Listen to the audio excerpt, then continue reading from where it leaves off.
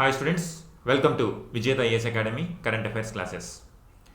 In this video, let us discuss an editorial given in the Hindu newspaper regarding Russia-Ukraine conflict and subsequent UNSC resolution.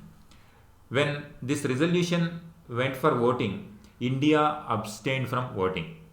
Under this circumstance, this editorial is highlighting what are the various issues and what is the position of India and China with respect to Russia. Here it is saying that India had good reasons to abstain, but might have to revisit its stance if the conflict worsens. So this is the single statement conclusion editorial is talking about. As of now, India has good reasons to abstain in voting, but it might have to revisit its decision if this prolonged conflict continues. If Russia and Ukraine conflict continues for a very long time, then will India continue to support Russia or not? It's going to be a very big question. Thwarted at the United Nations Security Council, US and European allies, now they may go to UN General Assembly, where they have already more than 80 countries support in favor of this resolution. Yesterday also, when we are discussing about India abstains voting at UNSC, we have taken the example of Suez Canal crisis also. In Suez Canal crisis, UNSC resolution failed, but the matter went to United Nations General Assembly. So there the Suez Canal crisis was resolved to the efforts of United Nations General Assembly. So similar case now it is appearing. The US and European allies now may go to UN General Assembly, where they have already support of 80 countries. The Russia already vetoed its power, used veto power in 2008 also, in 2014 also, when there is conflict in Georgia. In 2008, naturally, Russia used its veto power so that no sanction or nothing will happen from the efforts of UNSC or UN, United Nations. In 2014 also, when it annexed Crimea, Russia used veto power so that it will not be affected by the decisions of United Nations. Now, the position of India in China are curious in our case, because India's position could not be changed by the US and Western allies. Whereas China, earlier it was completely supporting Russia, but when there was an amendment to this resolution, China abstained. Earlier, China voted in favor of Russia. Later, when there is change in the resolution, it shifted from its support for Russia in the previous vote to abstention after US Albania. The two pen holders of the resolution agreed to drop the reference to chapter 7. This is important. It may be useful for prelims point of view as well. Chapter 7 of United Nations deals with here the authorization of the use of force against Russian troops. This is the reference. When China asked to amend this, they amended this. After that, China, instead of supporting Russia, it abstained from voting. So it is like improving the position. Our Western allies and US, they tried to convince China, but in case of India, they could not do it. This is what editorial is saying. Sanctions against Russia. The coalition against Russia is making a political statement at UN, but not setting such a store on the global body's effectiveness. Even though they are making a lot of political statements in the body, but in reality, UNSC could not take any action against Russia. Instead, US and European Union unilaterally imposed sanctions on Russia, and now they are exercising this power also. Now they want to remove some of the bans from SWIFT mechanism as well. SWIFT mechanism is going to be a very harsh blow on Moscow. In today's newspaper itself, in Hindu, it is highlighted. West unleashes SWIFT bans, more harsh blows on Moscow. Because SWIFT is the transaction mechanism. Russia is mainly the revenues of Russia comes from oil exports and weapons exports. If SWIFT ban is continuous, it will affect financially Moscow. It becomes difficult for Russia or Mr. Putin to continue the war on Ukraine. So this is the hope that if they impose financial sanctions on Russia, it may stop war on Ukraine. And in addition to financial sanctions, US and Germany and other countries have announced weapon supplies for Ukraine forces as well.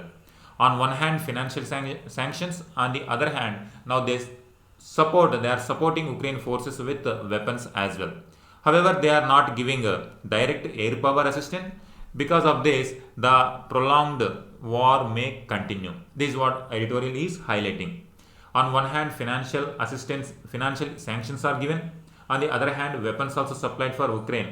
These two factors, they are expecting to reduce the tensions between Ukraine and Russia. But however, as of now, there is no air power. Because of that, Russia will have more power in comparison with the Ukraine forces. War may continue for some days. When it comes to India's position, India's abstention from UNSC Resolution 2 was perhaps a foregone conclusion. Already it was, before this voting itself, analysis or analysts were expecting India may abstain. India's position will always be in support of Russia. Prime Minister Narendra Modi's decision to take a call from Mr. Putin before the vote indicated that India would not take any stand against Russia, because Russia is always a friend. Apart from India-Russia defense and strategic partnership, Russia is India's most trusted P5. P5 means permanent 5.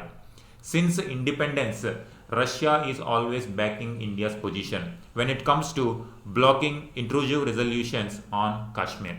This is one of the reasons why we always support Russia, because we had deep strategic partnership also, defense relationship also. When it comes to Kashmir issue at United Nations, then always Russia supports in favor of India. So it is our moral duty to support Russia. But problem comes because in this case Russia declared war on Ukraine. Ukraine is an independent country, sovereign country, one of the founding members of United Nations. In this case, it is a clear-cut aggression from Russia. So if this war continues, what will be the condition, what will be the position of India? That is remain a question. In contrast, Mr. Modi only accepted the call from the Ukraine president after the vote. Here in this call, he did not mention anything offering support to Ukraine, rather worried only about Indians who struck in the war-stricken areas. While India's hesitation to take a stand against Russia is understood, must now consider whether its aspirations to be a leading power can be achieved without having a clear position on a conflict that threatens global security. Editorial is asking question that, okay, India's hesitation to take stand against Russia is understandable because of our historic relationship, defense relationship. This is one issue. On the other hand, India now is trying to become a world leader. It wants to take a leadership role at the world level, and United Nations Security. India is expecting permanent membership in UNSC also. In this condition or in this aspiration, without changing this type of position, can it be achieved, the goal what India is expecting to become a world leader? This is big question editorial is arising. Even the Modi government focuses solely on the well-being of Indians amid this peril faced by others. As of now, this position against Russia is, as of now, India is not taking, but in future, can it be done without changing this position? This will be especially true if Russia military operation in Ukraine is prolonged. If it stops now, then India's position can be understandable, but if it continues, will it support Russia or not? If India supports, and the government's ambivalence is read as active support for aggressive transgressions.